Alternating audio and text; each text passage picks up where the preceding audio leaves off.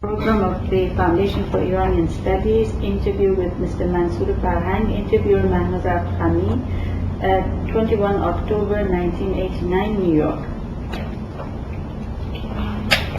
What I was saying was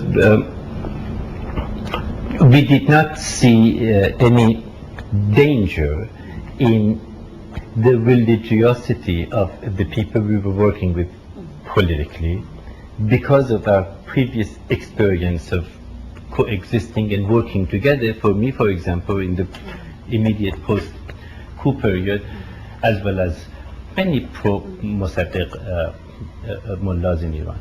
And the second thing was that, again, the idea of an open political environment being established in Iran was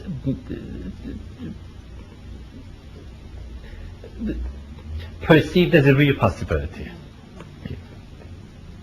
At this time, around I think early 60s, you were aware of Khomeini's activities? But only to the extent that we read about it in the papers and all that. I knew about his activities. He wasn't all that active, first of all. You see, that's also, it's this huge exaggeration about his activities after he left Iran. You know, he was sitting in Najaf, and people used to come and go. There was really no systematic organization of any kind. Again, in the tradition of way people go visit him, and he always has words of encouragement and all that for all these people.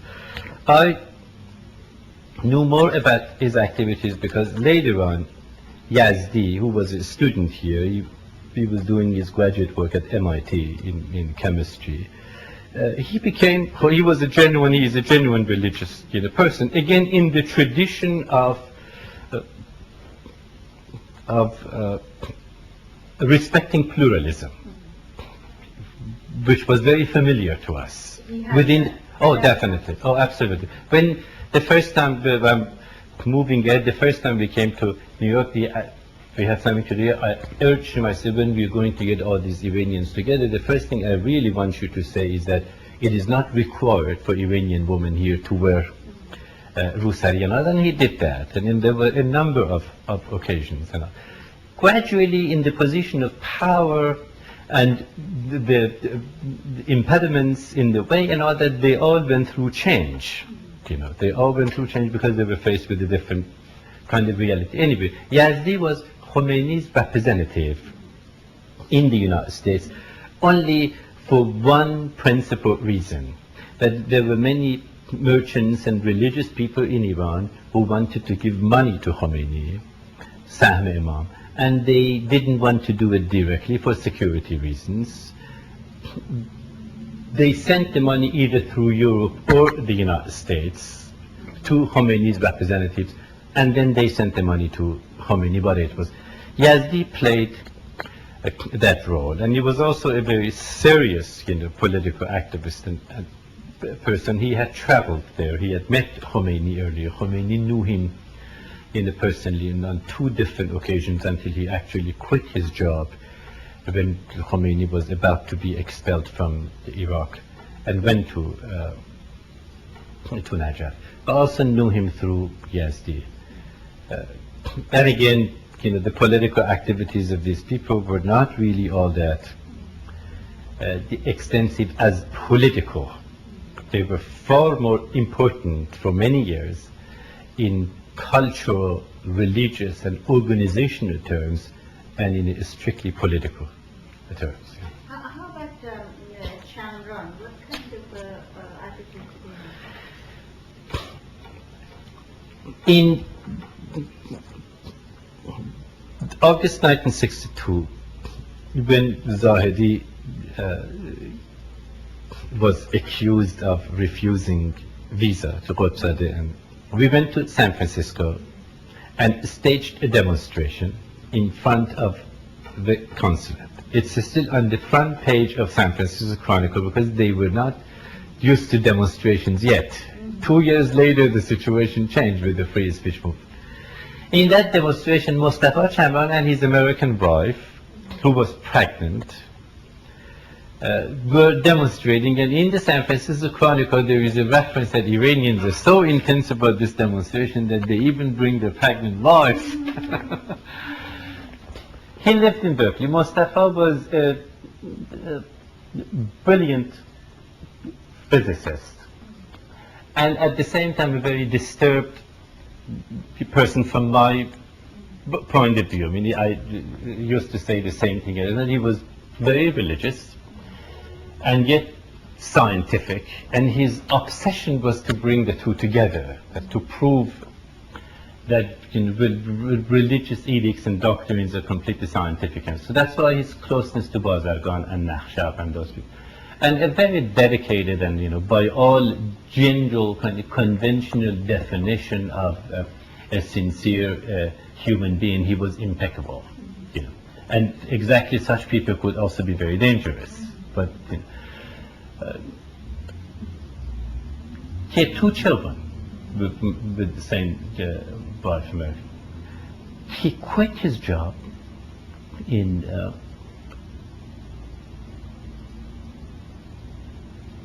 early 70s.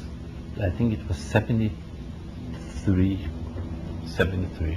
He quit his job. He was a professor of physics.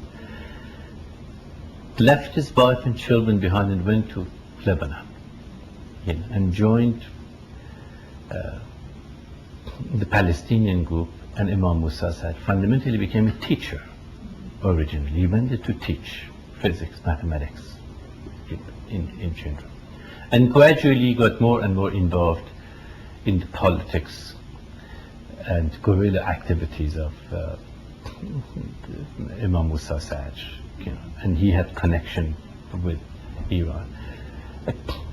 Chamran was and I saw him in Iran. In fact, at my sister's house when I returned, we sat together and recollected our memories of the past. And he remained fundamentally a very calm, quiet, but incredibly intense person for whom everything ultimately had a religious justification or lacked a religious justification. A very mystical person. And he was a follower of Khomeini from the beginning. Khomeini really came on the scene very late. These people did not even believe in marja. Even if they did, it was a theoretical abstraction. They were not Bazargan, they were modernists. They were definitely in the mode of Islamic modernism.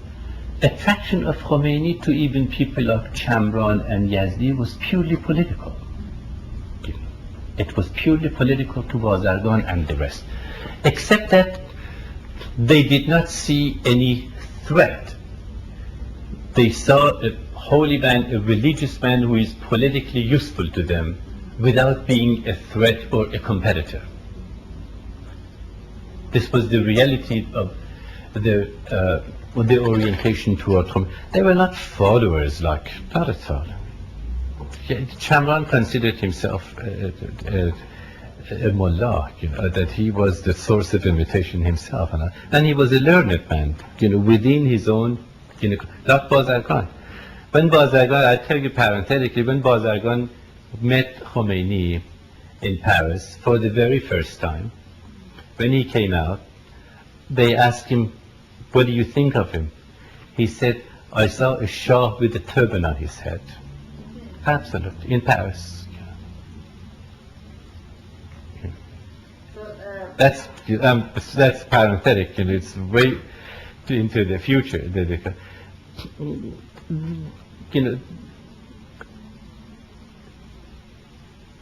And Khomeini, initially, Khomeini treated these people with an incredible amount of dignity and deference. Let me give you an example of how, not with Khomeini, but the similar kind of relationship between mullahs and religious modernists of Bazargan, Chamran, Yazdi time. In 1955, 56, as a high school student in Iran Shah, I used to go to Masjid Hidayat on Friday nights with a group of political people. There wasn't much of an activity, but still there were remnants and it was kind of nostalgic. We go there and Taleghani is the preacher. He spoke every Friday night. Thursday night, that is, by during the same period, Yazdi and Chamran were students in the university, and they had formed an organization, Anjuman Islami Muhandisin.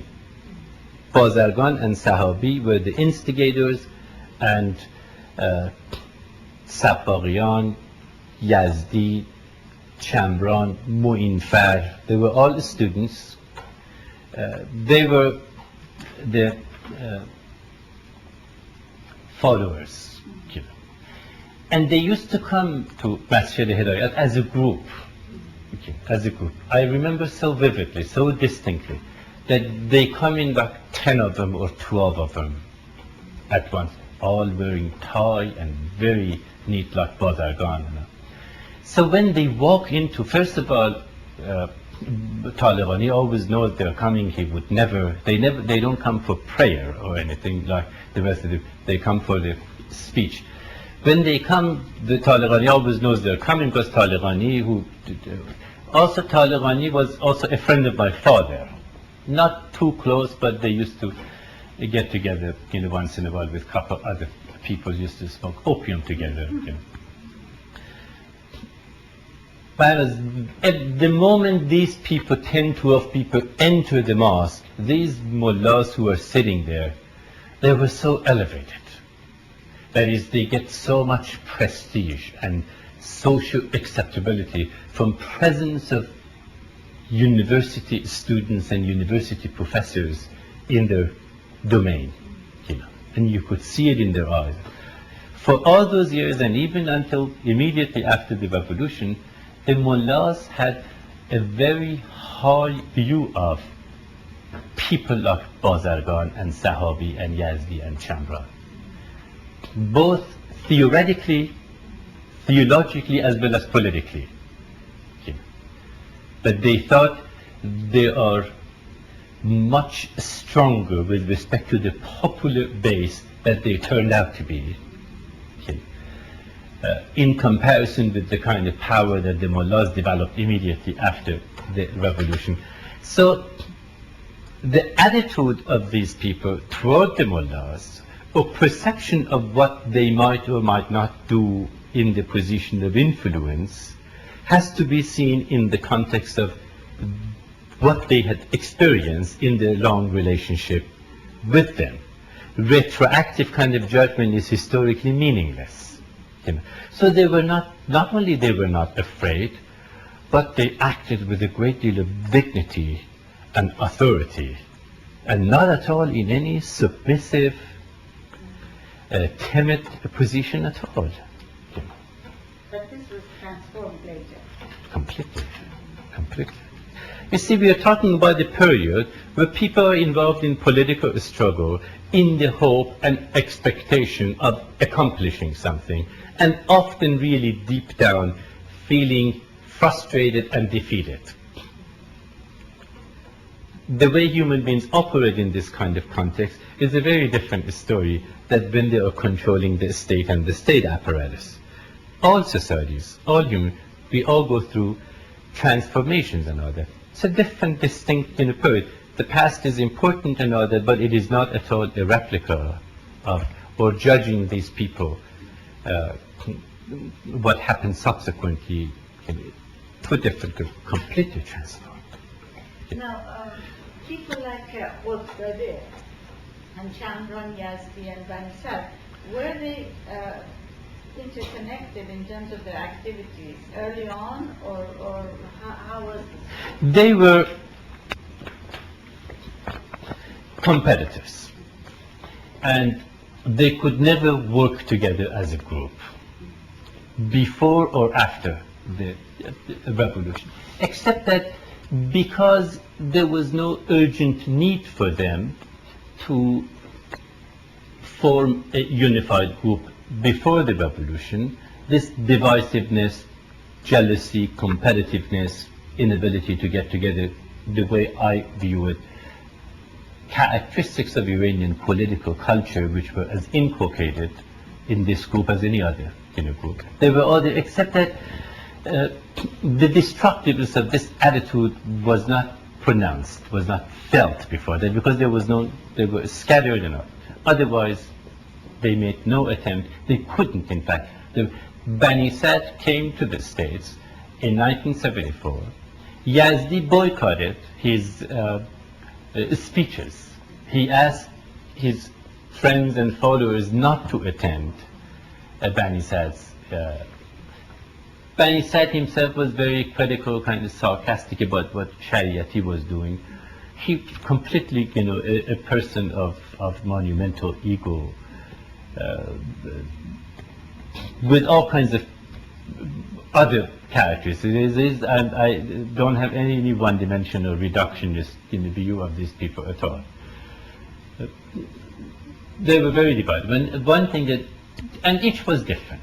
Yazdi was an organizer. He was a scientist, and a brilliant student, and a very bright man. Very self-centered and pragmatic in the American sense. Bozadeh was Dashakol Hidayat. I mean, for him, intellectualism was a waste of time. I don't think probably he ever read a book in his life. He was an agitator and an activist. Give him a project to do a mischief, he's there. And in politics, obviously, these people are useful. Politics of every society at all times. That's the nature of the activist. Bani Sad is a complete anarchist who thinks he already knows the world and there is no reason for him to listen to anyone else. He has it all figured out. Completely opposed to organization. Totally. He develops a series of one-to-one connection and relationships, some of them very humane, very interesting, and very friendly, and all that. Someone else who was also in the same group, a completely different character, was Habibi, who is, if he knows, if he is capable, he's an extremely powerful man in Iran today. He's really the chief of the staff today. He has as much power, I would say, in Iran, that more so than someone like Sununu in Washington. Isn't that? But whether he can exercise, I don't know, whether he has that kind of talent. He was also in Paris. He was a man who could get along with anybody and everybody. And he had a kind of cordial and civilized relationship with all these people.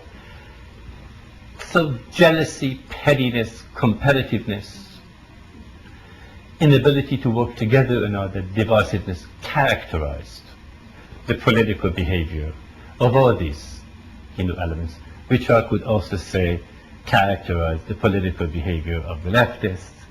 But it's fascinating that it did not. I mean, the group that the Muslim Student Association as a group was much more cohesive and enjoyed greater degree of solidarity than any other political group. And the reason they managed to remain cohesive and unified was because they were not really political until the very end. And the regime didn't seem to consider them very much of a... Not at all. I don't think... They used to go home and... Mohsen Nourbakhsh, who is the Minister of Economics and all that. He was an activist. I know him, intimately at UC Davis. A very good student, a very studious, but a conservative. He invited me to his house without exaggeration 12 times, and I never went because I knew that we cannot connect socially. But I liked him politically. He was very civil, he was informed, he always exhibited respect for pluralism, and he could be, I could tell you, if Bazargan had remained Prime Minister, he would have been an important technocrat in the regime.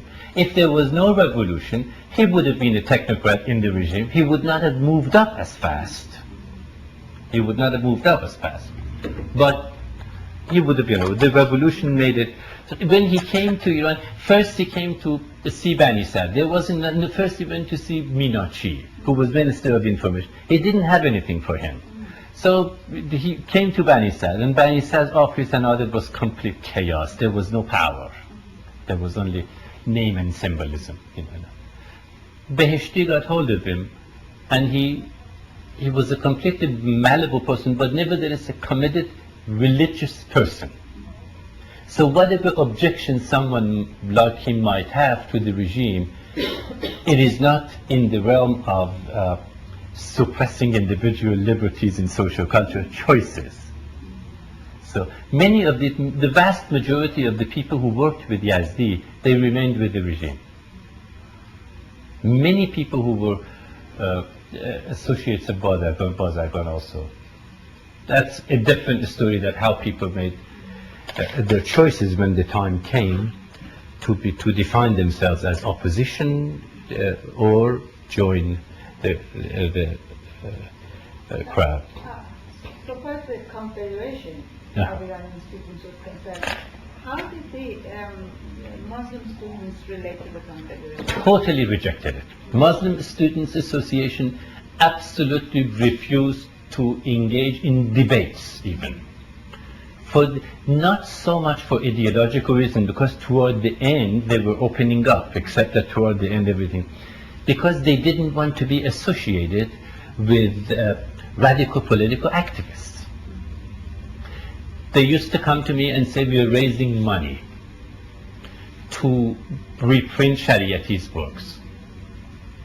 Do you know anybody, I said, well, I know this or that, let's give him a call and say, this is the kind of activity, for example.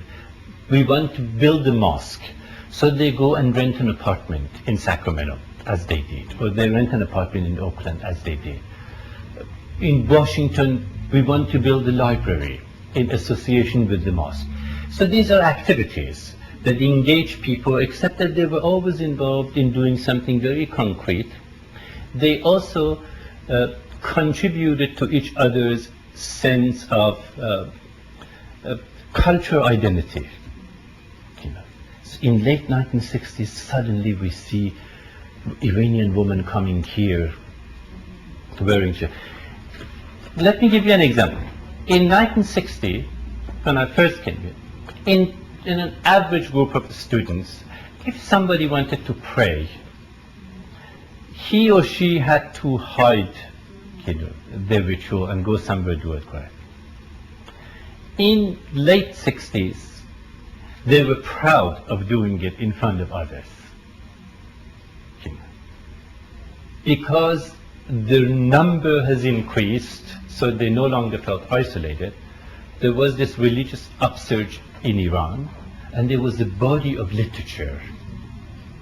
Body of literature. That body of literature was extremely important as political the inculcation of political sensibilities, whether it is logical or illogical. That's parenthetically, the article Dariush Ashuri wrote about this before, I think it's childish. Anyway, but that's good. Now, this increase in the number of students with Islamic tendencies, what do you think it was due to? In Iran, due to economic development in Iran and modernization, a new class of lower middle class people in land speculation, in import-export, massive amount of money fused into the Iranian economy. I gave you the example of my own sister. They were very typical. That is, we have a class of newly rich, petty bourgeoisie who are sending their children to a school for the very first time, to college. There is a fundamental difference between these people and the middle class. The traditional conventional middle class Iranians. Let's say, for example, in the kind of middle class environment that I was raised and most of my friends, there was a kind of harmony, a kind of integration between material possibilities, the amount of money, income a family had, and the level of cultural sophistication, or cultural values, openness, and so forth. And it had developed over a long period of time. I would say probably over a period of 50 to 100 years. Let's say the technocratic elements in Iran, the bureaucratic type, middle class, merchants, and so forth. They were harmonized. The newly rich, petty bourgeoisie, in a very short period of time, their economic possibilities expanded dramatically.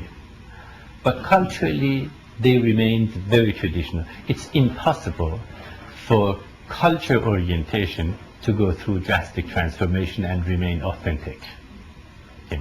But it's possible to win a lottery and become a millionaire overnight. And many of these people were exactly the same. So they felt they came to Berkeley because, like many of us came here and had to work. Many of them never worked. So economically, they were far better off than the students who preceded them as a group. But culturally, they had the kind of attachments that hardly existed in the earlier generation of Iranians coming up. A large number came from small towns, from Azerbaijan, from Isfahan, from Yazd. You don't find too many students. The disproportionate number of students came from middle-class families of Tehran, or all the families of, but not beginning in late 60s due to, in fact, economic success produced a kind of